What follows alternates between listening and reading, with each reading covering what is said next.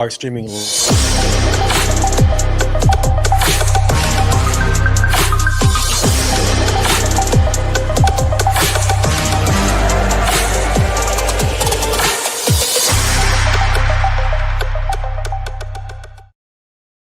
Welcome to the Breakaway with David and Fabian. It is a fantastic Monday, the first live that we've had after winning the massive landslide in the election with Donald Trump as our 47th president. And today we are going to talk about the fallout from that, including a lot of other things that we need to touch on because things are moving really quickly now. Things are moving quick, and we sure do love quick stuff. So guys, as always, subscribe, like, leave a comment. Ask us a question. We'll look at questions at the end of this. But Fabian, we have to get down to everything, man. After the election, we have BlueANON back on the rise. We have a Senate Majority Leader race being active through the internet, through X, not behind doors or through some secret ballots. Yeah. And in general, Trump is already getting to work less than a week after his sweeping victory, after taking all 7 states. The battleground states, as they wanted to call them. There was no contingency there whatsoever. None whatsoever. But they are already appointing people, and let's just update the folks on everything that's going on. So again, guys, wherever you're joining us, whether it's TikTok, YouTube, press the like button. Leave some questions in the chats, and we'll definitely get into those. And Fabian, why don't we get into something that I didn't have on my bingo card in 2024? Yeah, neither did I. Neither, I'm sure you didn't. I'm sure a majority of the people didn't have this. But after such a historic win, a landslide win, of course, there's going to be some sort of reaction from the left, especially the extremist left. And my favorite thing is back. The rise of the BlueANON. BlueANON. They are back, right? And rightfully so. Maybe people haven't heard of BlueANON. I think you said this morning, right? You were like, I don't know what that is, right? Yeah, I've never heard of when I mentioned it, right? But in order to find out exactly what that is, we got to take a little step back to about 8 years ago or so. And we got to start with QAnon. That was, a big like one of those internet conspiracy theories that everybody was about. And you can go and search for yourself what it exactly was. There's actually a great documentary called, I forget what it's called, but it's about QAnon and the beginnings of it. I think it may be on Netflix. Oh, and it follows how it started from 4chan, how it grew to this massive movement, and you had hundreds and thousands of people showing up at rallies that were Q followers. It was a really crazy movement. One day we'll probably do like a little stream about it. I get into the details of it, right? We have a lot of things to do in the next 4 years, but what is BlueANON? Well, just like QAnon was like a bunch of conspiracy theories for people that were, attracted towards the right wing, you have that on the left wing. It's a bunch of left-wing lunatics that believe the most craziest conspiracies ever. But what are they centered around? Donald Trump, of course. Right. So and I like to call this like the conspiracy industrial complex, because I think that rightfully fits everything here, because it's not just one conspiracy or two conspiracies. It's everything. Right. The original idea was or where it started. Right. That I think that's a better question is with the Russian hoax. And the media played a key role here. That's something important to remember. But people quite literally today on the streets will probably tell us how they have already told us is that they believe that Trump is a planted agent from the KGB. And that is how much they've been brainwashed to believe the Russian hoax, to the point of where they'll actually like forfeit any objective facts in order to maintain that narrative that they have. And that's what made these people become lunatics and BlueANON, right? But it doesn't just stay there with the Russian hoax. It travels to every other thing. And we've had some recent examples of it that I actually want to bring up. So let me share this on the screen. And I just think it's incredibly hilarious that we've come full circle. Now the left is, we're on TikTok live, so I don't want to get us banned here, but the left is contending that the election wasn't quite accurate. And I just think it's hilarious because now they're getting a taste of their own medicine, and they're having to deal with the algorithms and the censorship that they created that's now being used against them. Yep, exactly. So the rise of BlueANON, when has it resurfaced again as of late? Well, let me take you back to a little bit in the summer when there was the debate between Joe Biden, that is, and Trump, right? And they all essentially forced Joe Biden to quit afterwards, right? Well, BlueANON conspiracy theorist online said that the Secret Service drugged Joe Biden. That is why he performed so bad. Wow. Right. And it didn't stop there, because a month later was the infamous assassination or attempted assassination on Trump. Right. Well, what did BlueANON conspiracy theorists say then? That it's fabricated, that it's not real, it's staged, it's fake, all of these various conspiracy theories, right? And where are we today? Let me tell you where we're at today, because it's just incredible, the 180 turn that we've taken. So just a week after the election, these left-wing lunatics took to the public square to continue their BlueANON conspiracies. And what are they? That Trump stole the election. Now, TikTok, don't ban us. We don't think that. We are just citing what left-wing lunatics are spreading actually on TikTok or on YouTube, right? So again, Fabian, how are we here? And again, what do you think about this whole BlueANON stuff? I think you couldn't write a better book, right? There's great writers in his real life. If you had told me that this was a movie script that was going to be produced, I would look at you and say that is the dumbest story. That could never happen in a million years. But it's happening now. And life really does have a funny way of imitating art, and even better, because right now we are seeing this massive outcry of people who lost the election, not by a little bit, but by a massive margin. And it wasn't like in 2020 where you went to sleep and Trump was winning everything and you woke up and things were completely different. This was a beating from the very beginning. There was no county in the entire country that Kamala Harris pulled more blue than Joe Biden. She didn't do better in one county. So we need a clip. We need to cue it in real quickly. Cue in CNN, basically, saying what? None, yeah. none.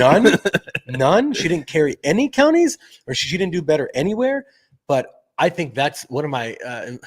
It's payback, basically. It is payback, and it's sweet. And why don't we tell the folks a little bit about our experience on TikTok Live the last few days, because it perfectly ties into this just complete 180. I mean, it's incredible what is happening right now, and I think you'll touch up on how the shock that the left wingers will feel finally from censorship, right? But we do a lot of TikTok lives, and on there we debate people. And what we've done the week after the election is ask people who voted for Kamala, how do they feel? What's going on? Blah, blah, blah, all this stuff, right?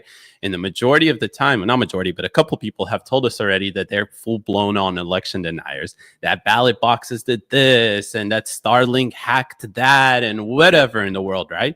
And as we're doing that, and it'll probably happen here in a second on TikTok Live, is we get a notification that says your guest has violated a certain community guideline. Remove them immediately, or you will be also, potentially terminated. And what do they say right there for that? Did you get one of those? No. Okay. I was checking. and what ends up happening is that it's like, okay, well, what we have to say is that we didn't kick the person off. We got a violation because this person was spewing election misinformation.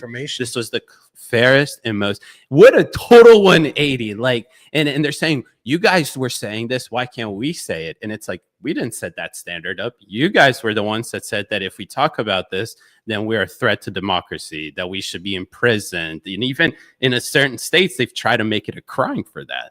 Yes. So after the 2020 election, and what's happened henceforth is that there has been a massive development of an algorithm that senses when you're talking about any kind of election, TikTok, misinformation and denial.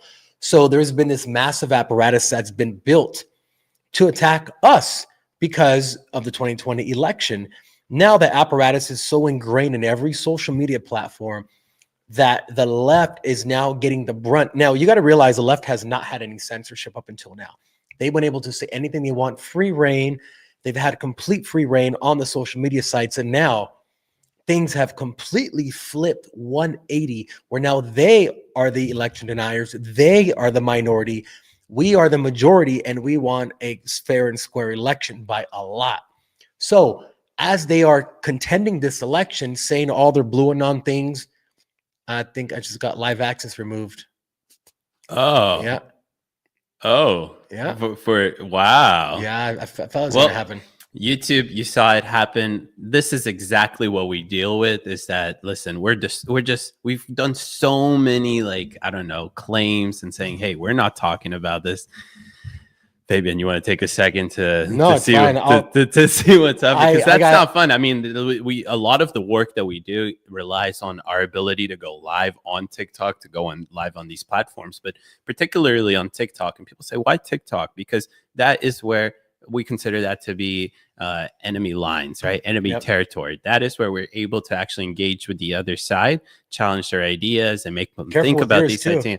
I'm really careful with it. We're not going to talk about this election stuff anymore. Share, Fabian. You got live removed, huh? Yep, live is gone for a week. Okay, well, all right. So, I forgot. There's something that I wanted to bring up regarding this matter, but why don't we go to the next story, Fabian? Why don't you Sure. fill us on about the Senate Majority Leader? Yeah. So now that Ricks. we got that shadow ban on or the TikTok live ban, let's go ahead and talk about the battle for Senate majority, because it is a massive story happening right now. So let me explain. Sure, Donald Trump won in a landslide, and sure, he has the executive branch, but you can't push through an agenda with just one of the branches of government. It's one of the amazing things that our founding fathers created when they made this country. So he needs the Senate, like, badly. And the Senate has someone called the Senate Majority Leader. And what that person does is they essentially are the coach. They dictate what gets front loaded. They dictate what gets brought to the floor for votes. They dictate what can get shelved and never see the light of day, even though subcommittees approve it, etc.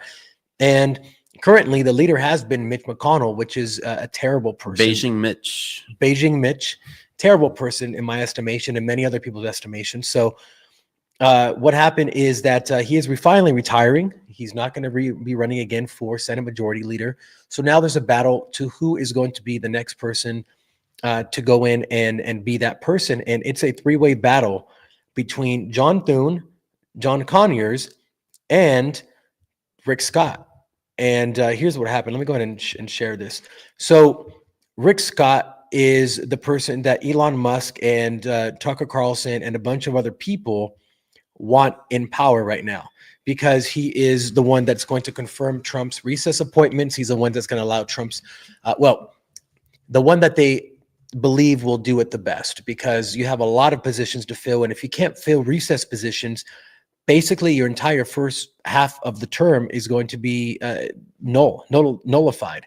So you need someone who's going to go in there, actually work with the executive, not hinder them, and really help them push through their America First policy. So what's going to happen if anyone other, let's say like John Thune, who has called MAGA, I think he called him a benign tumor, and many other really bad things. What happens if you get someone in there who's a rhino? Nothing's going to happen, and nothing that Donald Trump and the populace behind him is going to be able to have succeed. Now, there's a massive battle, and it's all over social media. If you go on social media right now, everything is about Rick Scott versus John Thune, John Conyers. Now, here's the thing: is the senators are having a hidden vote, so they're actually voting hidden. You don't even know secrecy ballots. You don't know who your own senator is, but they have an idea, and they've released lists of which senators are voting for which. And Mitch McConnell and the swamp still have a massive hold on these people. So what's happening is the populist movement is going after these senators and saying, you better vote for Rick Scott. This is who we want. You're our senator. You work for us. If you don't, we are going to vote you out of office. And you can see here, I pulled up on screen, this is a list of senators and who they're supporting so far. So as you can see, there's a lot of Thune, a lot of Conran, and some Scott. So Thune is the favorable one so far, right? Based on like this leaked memo that we got. Yeah, exactly. So that's what's been happening there. What do you think, David?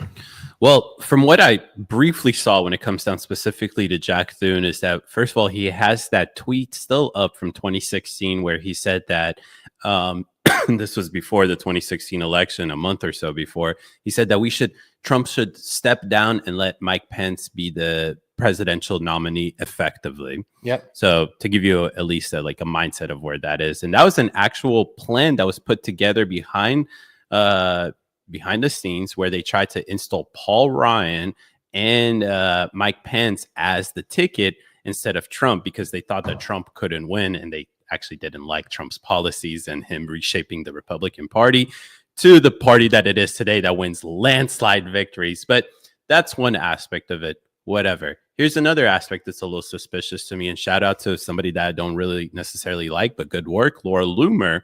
She did some investigative digging into some stuff here, and it turns out that Jack Thune's daughter, who worked 9 years at some sort of policy advocacy place or whatever it is, that place has provided millions and millions of dollars of contributions to prominent Democrats like Nancy Pelosi, Hakeem Jeffries, Jamie Raskins, right? So if there's that tie, we also know that he doesn't want to fulfill Trump's America First policy agenda.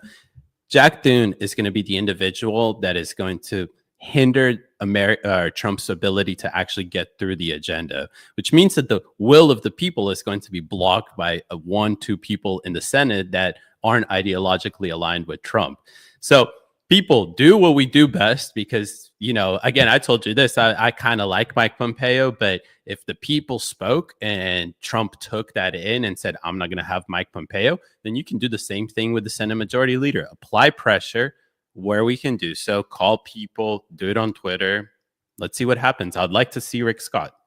Yeah, it's you know, things have to get done. So the person that's going to allow things to get done the easiest and the quickest and with the least amount of headaches needs to be the person in power. If you're going to have someone like, let's say John Thune gets in there and he roadblocks everything you're trying to do, you've already appointed him Senate Majority Leader to get him out before you already appointed him, or to get him out after you've appointed him is going to be extremely hard. So this needs to get done. We have a big lull right now in news. You know, things are kind of in a transition phase. There's not much happening as far as domestically, because we're just figuring out what's going on. So this is good because people have a focus. They can focus their efforts on getting this done.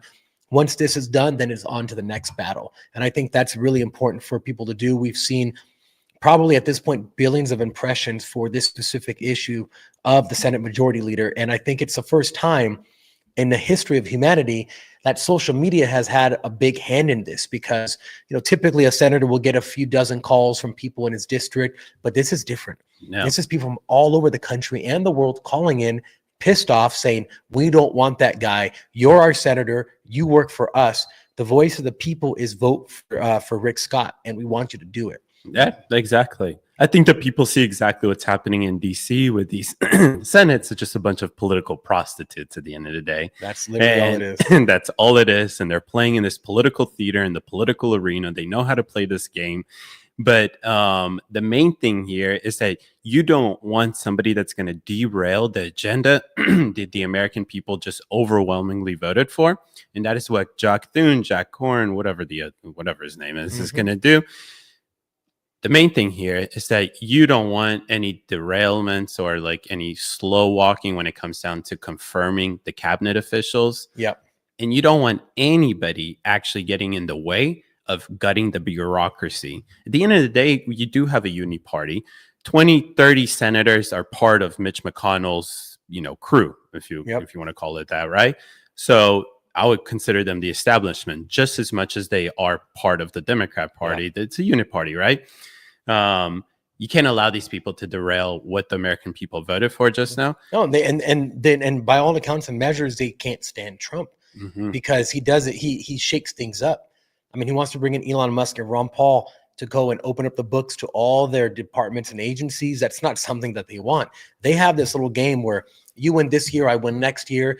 We fight amongst each other and we go have a beer and then we all make money together. They've developed this massive mob, and anyone coming in there and disrupting the flow of business is something that they do not want, especially if Donald Trump's actively saying, we're going to stop the wars. We're not going to have any new wars. The military industrial complex does not want that. They only make money when we go to war.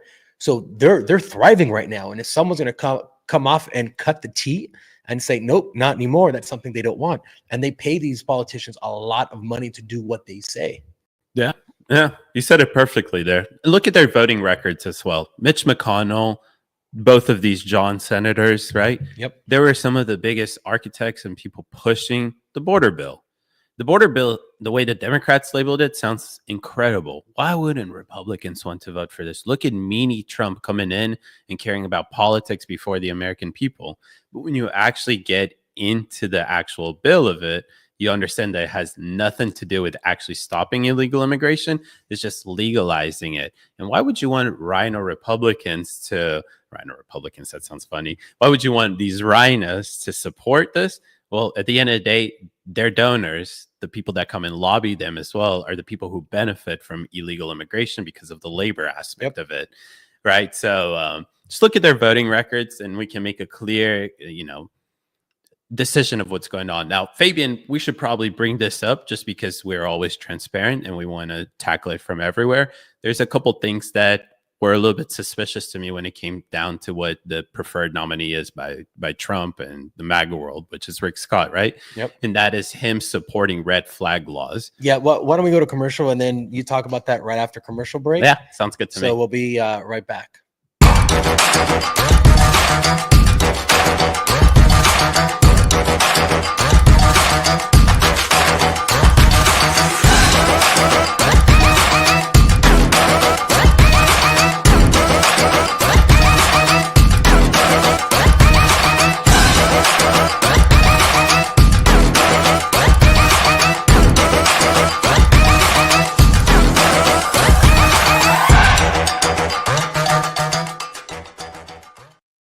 So as we are at commercial break, David also got his account removed, and not removed, but he got banned for a week for misinformation on TikTok Live. So we both, because we were just talking about it, we got hit with it. Obviously, we're both going to appeal it, see if we win it. Maybe we will, but maybe we won't. But that's what we deal with on a daily basis. And the left, congratulations. You're in the same boat, baby. Yep, you sure are, especially of the folks that we were talking about in the beginning of our show, the BlueANON crew. And you're going to feel this more than ever because you're going to want to air out your grievances. And perhaps your grievances may be challenging the mainstream media. And guess what? Or the mainstream narrative, excuse me. So when that happens, what happens? Exactly what just happened to both of us. You get a digital pow. Exactly. And guess what? Don't come and cry on my shoulder. Go cry on your buddy's shoulder. In fact, we got banned from going live because we're talking about them.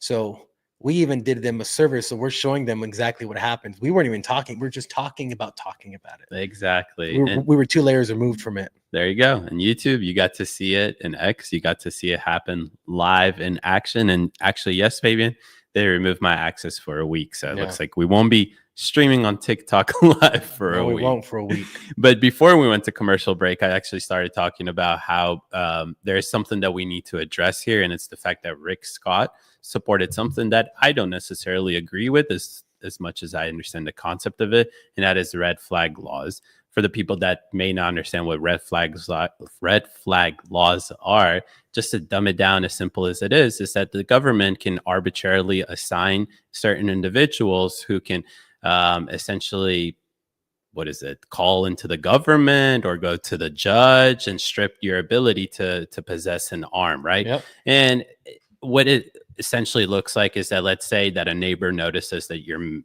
something is wrong. Let's say you're going through a depression or something like that, or they see some red flags. That's the whole idea behind it.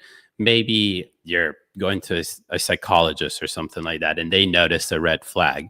These people can go to essentially call the police or call certain departments, whatever it is, and then through a court order, be able to remove your ability to possess the firearm. It can be temporary, suspended, or it can be permanently, or according to how long the judge does it. So that's the scary aspect of it. It's meant to be as a way to, prevent certain things to happen.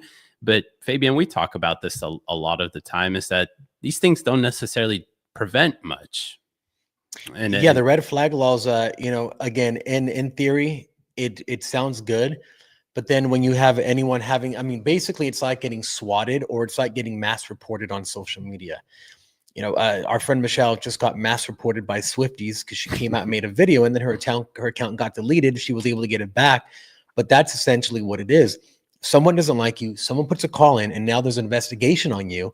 whether or not it's justified. Now you have law enforcement on you, and then they can literally say, you know what, we think that you're not, that you don't have the ability to own a gun safely. So we're going to remove that ability from you to own one. And now your constitutional right has been taken away from you because of someone's, I don't know, someone who didn't like you, or someone who didn't like your politics, or someone who's trying to mess with you, or someone who's mad because you came out against Taylor Swift.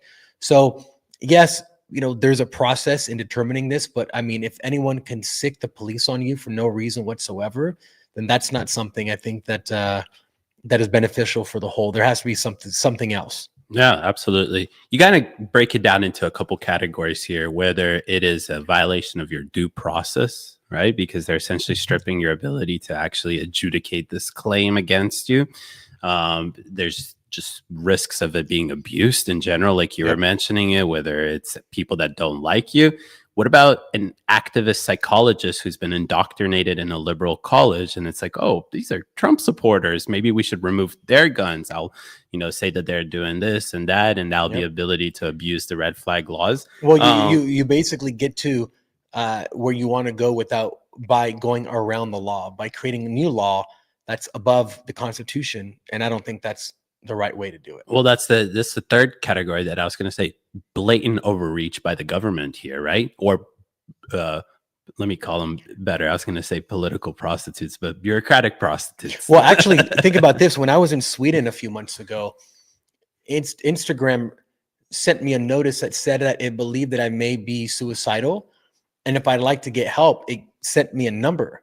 So I started laughing at it. I'm like, are you kidding me? Like, right? But here's the thing. If that's all it takes for them to be able to report you to law enforcement and then say, hey, yeah, you know, Instagram thinks that you're doing that you're suicidal, or you're not qualified to own a gun, and they can come and take away my right because an algorithm told them to.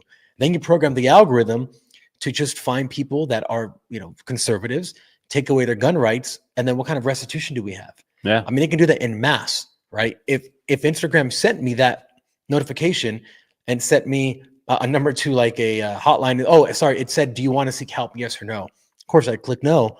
But they can take that and send it to a law enforcement and say, hey, we have this massive list of people who we believe are suicidal. You want to investigate all of them? Then it turns from a social media censorship to real life censorship, because you have people like the FBI coming and knocking on your door, like they've already done to many people. There's videos of people who have posted things online, had the FBI show up at their door while they're filming them, right? That's a very easy thing to do with an algorithm.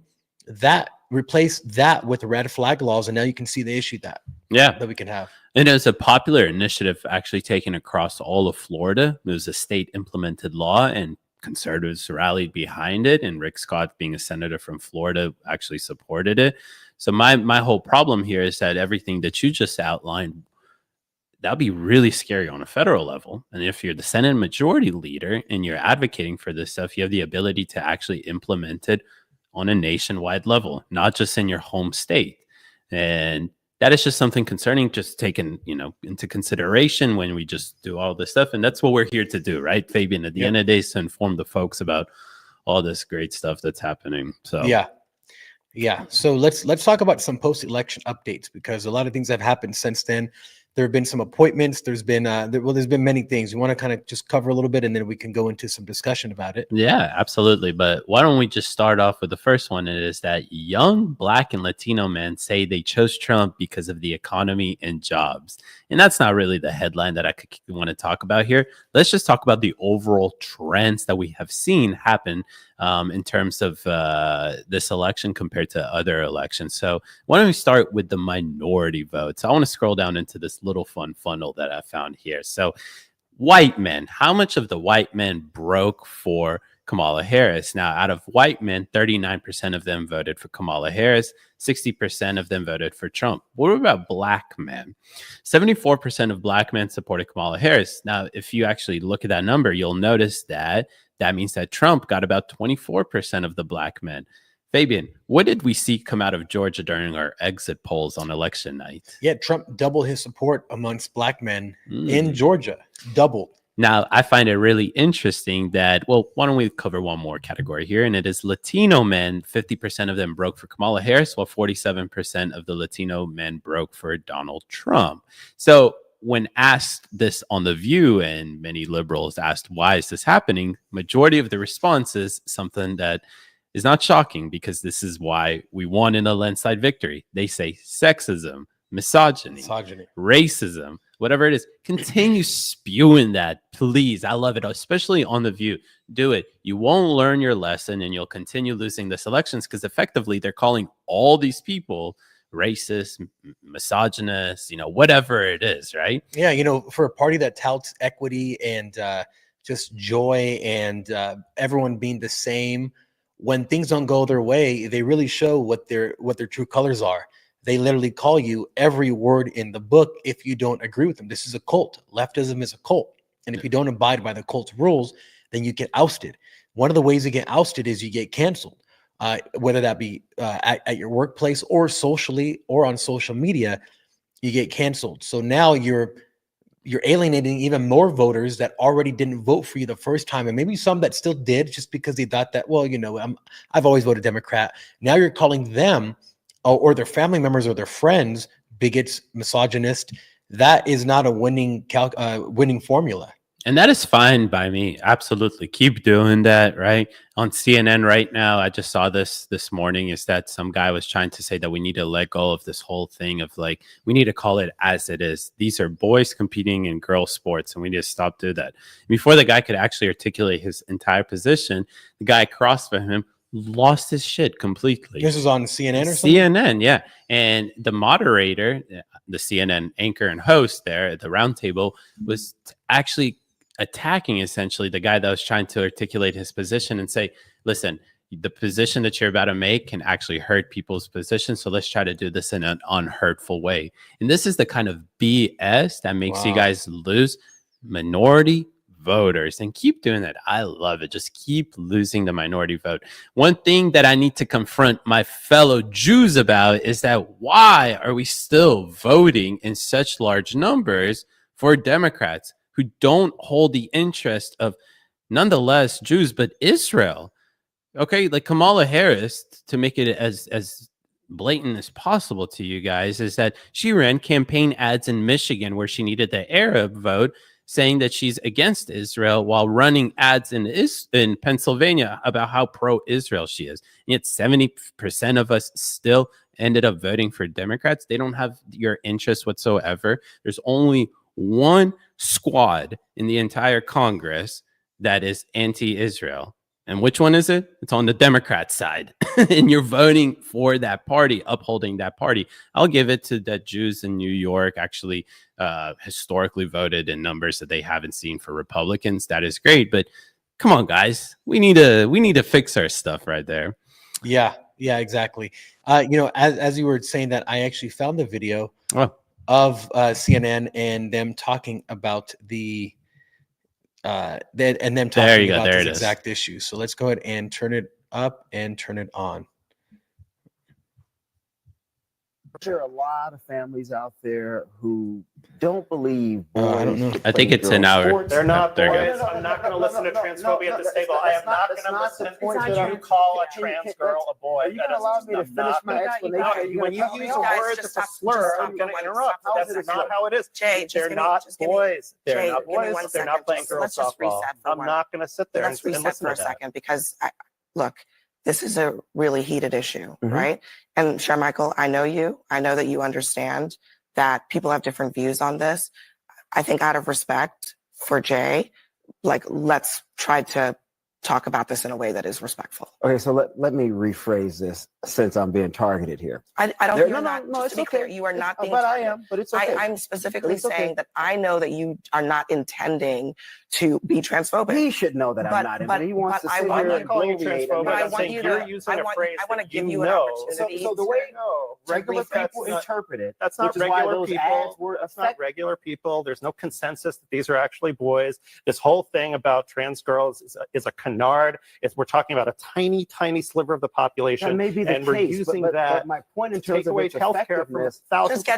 Just get to your point. My point in terms of its effectiveness. Regular people with children look at these things and they say, you know what? This is a bit too far. I do not agree with this. I don't like this. I think Democrats are going way too much to the left on social issues. They're uncomfortable with it. A lot of people believe that. A lot of families believe that. You may disagree with that reality, but that's why Republicans kept running those ads over and over and over again, because they saw the metrics suggested and that they were lying working in those ads over and over again, and using rhetoric like you just used, saying this is boys playing girls sports. First of all, we're talking about 5 people in the entire country. You would prefer? We're talking about trans girls being allowed to play with the people who are in their gender. And if you don't believe, you don't have to listen to me. Listen to the American Medical Association, the American Psychological Association. The American Medical This is not about the Guys, right? just This is like how he carefully Wow. chose which words and how to certainly phrase whatever he was trying to say. You don't like, I don't need to do that. I can just say this is a boy pretending to be a girl, or this, whatever it is, right? He's Sure. sitting there and just mental gymnastics. Yeah, I mean, it's a very easy thing that I would have said, or simple thing I would have said to him. Prove to me they're not men. And that, but he Like, would have okay. accused you with the, various straw man tactics. Yeah, I'd that be they like, I have. don't care. I'm American. I say whatever the hell I want. Prove to me they're not men. Yeah, Right now. prove it. That's it. Well- It's very easy. Well, Fabian, I think that's perfect, because that actually brings us to the next thing of the trends that we saw happen across all of America because of these exact policies, right? And this is compared to 2012, right? Urban votes moved further left, while rural votes moved much further right. And I actually want to make this bigger so everybody can see this map right here. But look at those arrows. Look at the shift happening. And these are in some of the big major cities as well. I know that Atlanta, you see the blue shifts right there. But look at Pennsylvania, for example, right here on this right corner. Look at Michigan. Look at Wisconsin. Look at Minnesota. Look at Iowa. Look at West Virginia. Look at these parts of Virginia over here, right? Look at New York. Look at New York. I mean, I don't see any blue really in New York, right? I mean, except in New York City. But again, this is great stuff. And why is this happening on such a large scale? Because people, common sense people, are rejecting the uncommon sense party. The common sense party right now is, like CNN said, the Republican Party. The people that are not engaged in any common sense is the Democrat Party. Crystal Ball, who I enjoy watching on Breaking Points, I'm not going to lie, is sitting there and wondering to herself, why have they lost? Well, she continues to I think I was so smart. How did I get it so wrong? How did I get it so wrong? Well, she continues in the same sentence to say that the populace actually wants progressive populism. And that is not true at all. It is so far away from the truth. You're so far removed from the reality there, Crystal, that you don't see the reason why you guys actually lost. It is because they are rejecting the progressive policies that you try to shove down to their throat, and the progressive ideologies that we need to accept everybody, that we need gender affirming care, that I need to tell you my pronouns and all this very stuff. Nobody cares about that. You know what it is? Mm. It's adding layers of bureaucracy into social dynamics. Oh, Right. Instead of just me talking to you, now there's a middleman that I have to confront, and it's DEI, it's progressivism, it's leftism. I can't just talk to you anymore. Before I talk to you, there's bureaucracy. I have to ask you a question about how you want to be referred to, and then you have to answer me. And before we can have a conversation, we have to get that straight. Well, that's not literally straight, yeah. but whatever you are. And it's just more bureaucracy, and it's making it harder for people to talk, because if someone doesn't want to offend someone, they're just not going to talk to them. And what does that cause? That causes you to go into an echo chamber where the only people who want to talk to you are people that are of your tribe. And this is, I think, in part why Democrats lost so damn bad, because they lived in the echo chamber. I've seen a lot of people on social media saying, we thought everybody hated Trump. We thought everybody was with us. They told us. And I'm like, well, if you're living in a make-believe world that was made for you by the mainstream media, this is how you realize it's not really a make-believe world. This is how you realize it's a make-believe world, because the real world doesn't agree with you. These people are stuck in their large urban areas, and they believe that everybody is voting exactly how they are. They think that everybody thinks exactly how they are.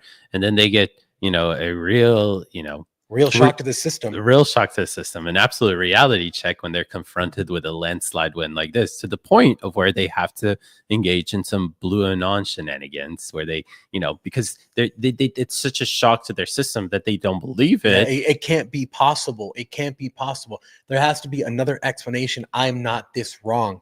what I believe in the world can't be this disillusioned. It has to be something else. It's Elon Musk. I was going to say it's balance. Elon Musk. Yeah, yeah. The explanation for them right now is that Elon Musk partnered with Trump and he offered to use Starlink. So Starlink hacked the elections. And, you know, now this is the ridiculous stuff that they actually believe in, again, because of how overwhelmingly this is a shock to their system right now. Sure. And when you have people who have very low intelligence and very low education on specific subjects, they're going to say things like Starlink hacked the voting system.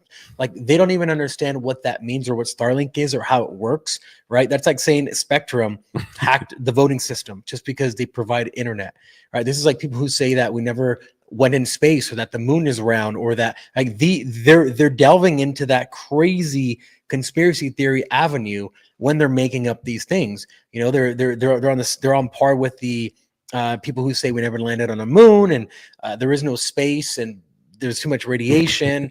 Like Candace Owens apparently believes that there's too much radiation in the Van Allen belts. So there's no way we ever got outside, 30,000 feet or something? It's like, girl, you fly about 5,000 feet higher than you think. Yeah, it's so they're getting into that and which makes sense why they're called BlueAnon now. BlueAnon. Because now they're delving into that. So it's going to be interesting to see what the fallout from this is. You know what also is interesting, and why don't you maybe touch upon this? It is the moves that we're already seeing happen within the Trump administration, just less than 7 days after his election. So let me put, let's see. Why didn't it pop up? There it is. There you go. President Trump's official. So what we got here, Fabian? So the chief of staff has already been determined. It's going to be Susan Wiles. Susan Wiles has been a close confidant with Trump. She was his head of his campaign. Yep. She has an interesting story, actually. I can briefly tell you. So sure. In 2016, she's been in politics for a very long time. She's a daughter of like a very big NFL star as well from the 60s, the Giants one. So, and he really he I guess, opened the doors for her to get into like Reagan's administration, worked in McCain's, everything, all the politics stuff, right? Political junkie, political operative, right? 2016 worked for Trump. 2018 worked for DeSantis, helped DeSantis win. Then she started to come out and say, I'm the reason why DeSantis won. So they got into a little battle. He fired her. And then she went to the Trump camp in 2020. She's been seen as this grandma figure in this campaign. She's like the who's that lady that makes cookies? Not Martha Stewart, but the other like kind of she looks just like her. Paula Dean. Paula Dean, yes. Paula Dean. I Paula think something. So. I'm double checking this, but I'm almost positive that the nickname that Trump has for Susie is Ice Maiden. The Ice Maiden. The Ice Maiden. So take it for what it is. That is funny. What else do we have? So we have her as the chief of staff. Yeah, and then we have I believe it was confirmed today. Was it for White House press secretary? No, not confirmed? yet. But I think that is one of those suggested things there that it's going to be Caroline Leavitt, which she did a tremendous job. She was the comms director for the campaign. Yeah, we just saw her over with Laura Trump, Danica Patrick, Tulsi Gabbard, and who else was there? I think it was them four. Yeah, it's the MAGA babes. Yeah, the MAGA babes. And then we have, if you go down to CIA director, Kash Patel's name has been floated out there, which Kash Patel had an integral part in uncovering what the swamp was really doing. Yeah, in the 2020-ish area, uncovered the biggest plot against a modern sitting president, I would argue. Yeah. Right? That was a big conspiracy, right, regarding the whole Russian hoax, how they were using fake dossiers and fake whatever it was to go to the FISA course to actually investigate. Yeah, all this stuff. Yeah, absolutely. And we interviewed him just a few weeks ago, Kash Patel. How cool is that, Fabian? It's like, right? It's like we saw, how about Tom Homan, right? The borders are Tom Homan. So we saw him a few weeks ago. We interviewed Kash Patel a few weeks ago. I think we're getting around some good people, Fabian. Yeah, absolutely. I quickly want to pull this up just because it has nothing to do with this, but I'm going to pull this back up in a second. But I want to just show this. This is pretty cool. Let me go ahead and put this up. So this is Paula Dean. Okay. And this is Susie Wiles. Whoa. And this is Paula Dean. Are they sisters? Sisters from another mister. Sister from another mister. All right. Trump found the right one. Yeah. That's awesome. So we also have, as of today, Elise Stefanik is going to be the U.S. ambassador to the UN. Stephen Miller, deputy chief of staff, which is really exciting. I'm a big advocate of having Trump's key figures around him. Stephen Miller being one of those. The other one is going to be Steve Bannon.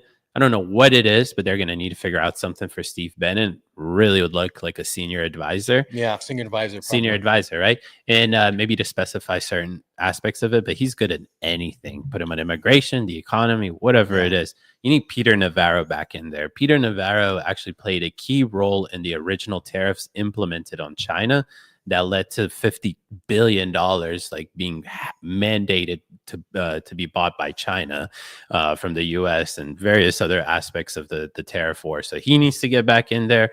But it's looking good so far. Lee Zeldin, director of the EPA. I don't know too much about Lee Zeldin besides that he almost won the governorship in New York in 2022. I don't see that on here. Is that on the same?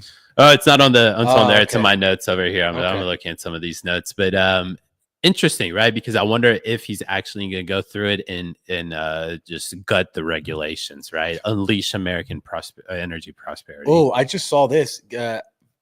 Consideration for Attorney General Ken Paxton. Yes, I would be down for that. So that is the main stuff that, like, all the stuff that we've been talking about, like, that's not really the stuff. The main key roles here is the Attorney General. Mike Pence is not happening. Mike Pence is not happening. Oh, I think he's talking about Mike Pompeo.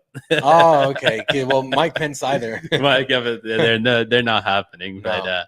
But so Secretary of State, Attorney General, Defense Secretary, those are going to be your three main big ones that you're going to want to focus on.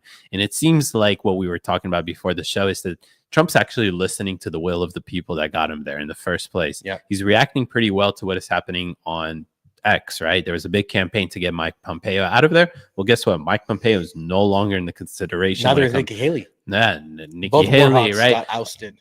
Fantastic. That's exactly what you want. Again, I may disagree with the whole Mike Pompeo thing, but if the will of the people wants that and Trump sees that, makes a clear decision. Well, here's a beautiful thing I think is going to be happening is that you have an army, literally an army worldwide of investigators who are going to be investigating everyone that he puts up for any kind of office or position. And instead of it having to be his administration or his team or some small vetting team, you have literally citizen investigators investigating everything. I saw tweets pulled up from John Conran, I think, or John Thune, from 2016. Yeah. I mean, they're going back, they're scrubbing everything. And, typically you'll have your vetting team do it, and then they present like a report to you and say, well, this is what he said, this is what he didn't say. But when you have an investigative citizen journalist doing that, they're going to put it out there for everyone. So as soon as he says a name, you bet your ass there's going to be thousands of people looking through everything and finding things and bringing it up and say, well, look, he did this. And sure, everyone has bad things that they said that people don't agree with. But if you have a consistent record of being anti the America First platform that Trump's going to push, then clearly you're not the right person for that position. Yeah, no, absolutely. And I think that is the most important thing about, besides them being so well organized this time and have an actual plan of everything. This is one of the key things about it, is that they have these citizen journalists, citizen investigators doing this extensive work, right? Yep. Because you can't hide that whatsoever, right? No. They went back to 2016 and found that John Thune said this about Trump, Yep. right? That we should replace him. He called MAGA a benign tumor or something like that. There you go. You go. And then you ask yourself, right? Is this who I want to be the Senate Majority Leader? Is this who I want to be, the defense secretary and whatnot? So Ryan Mack said this cabinet has the potential to be one of the best of all time if done correctly. I definitely agree. I definitely agree. I definitely agree this time. And what I like about it is that it seems like that there is the right people advising him this time and making him aware of certain stuff. Again, just back to the Mike Pompeo thing, right? Yep. If he chose Mike Pompeo, that would have been a big slap to the MAGA world, right? Yeah. But now they made it clear. Why? Most likely because Elon Musk is spending every single day having lunch or dinner with President Trump. President-elect Trump. and it's telling him, hey, listen, I know you're thinking about Mike Pompeo, but let me show you what's happening on X. Let me show you actually this poll of 1 million people that voted on X, showing you that they don't want Mike Pompeo, or that, you know, they don't want John Thone or whatever it is. Yeah, and there's never been John Toon.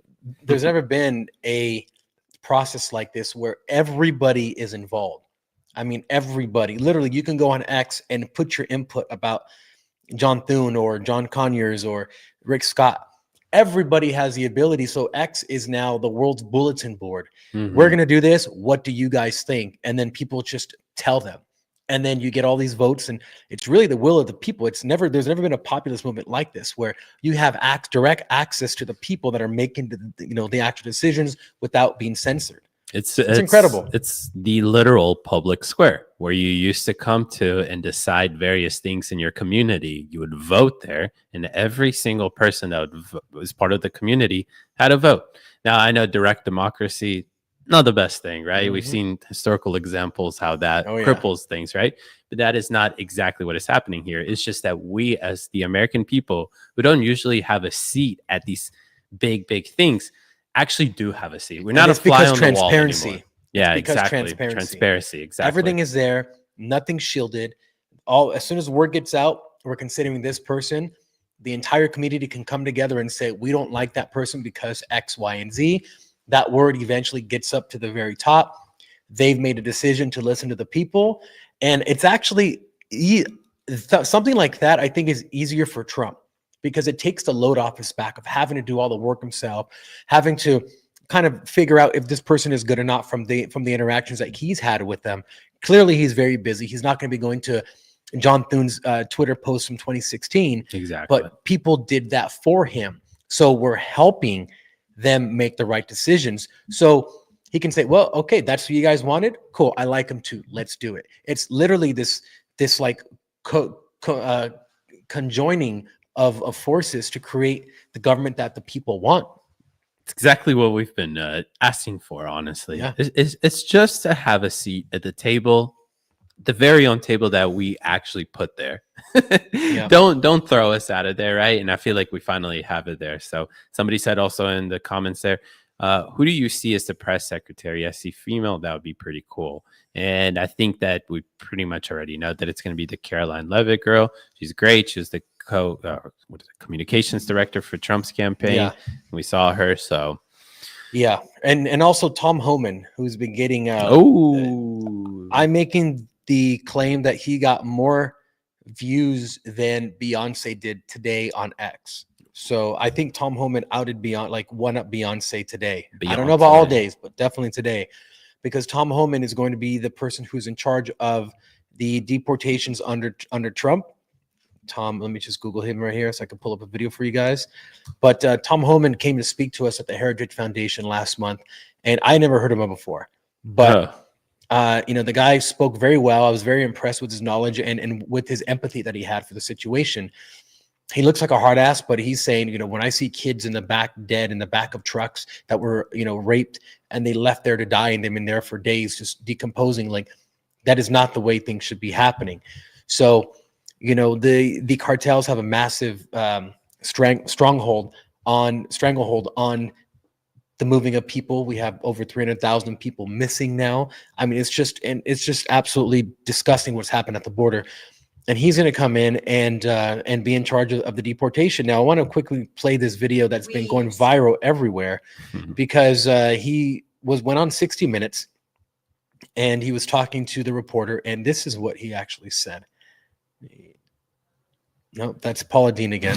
Paula Deen. Which is okay with me. I don't mind watching That's Paula fine. Deen. But yeah, let me go ahead and play this for you guys.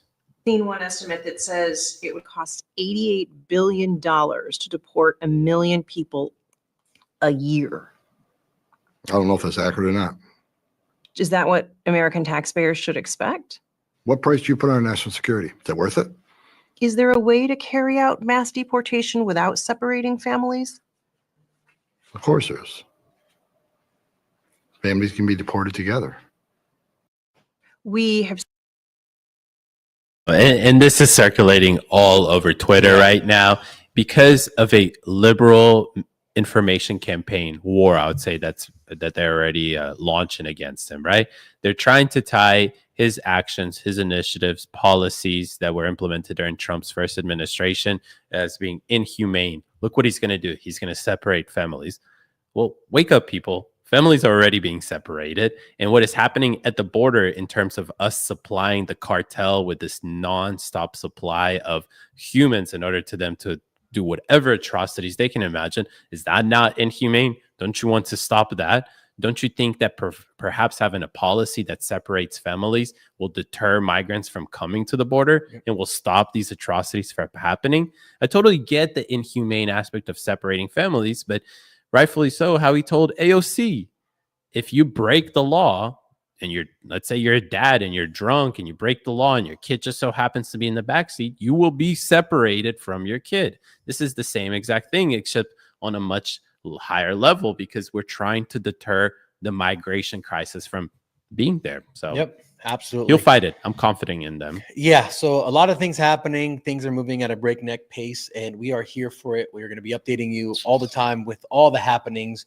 We won't be live on TikTok for a week because we both got banned from TikTok for a week because of misinformation. Don't think that happened on YouTube or X or anywhere else that we're streaming. Of course not X, but yeah, thank you for sticking around this long, everyone who's been here for this long. We will start going live a lot more. We had a little post-election relaxation break from all the hubbub happening. We've been traveling for 3 months, doing things all over the country. We were just going and going and going. At some point, Fabian, I was like, man, I feel like we've been just doing something every single day for the last 3-4 weeks. And it was good to take a little break, so we just don't get too overwhelmed and re-strategize, figure out what are we doing now after the election. Absolutely. So thank you for sticking around this long. This is The Breakaway with David and Fabian. I hope you had a great time, and join us next time. We will be on very soon.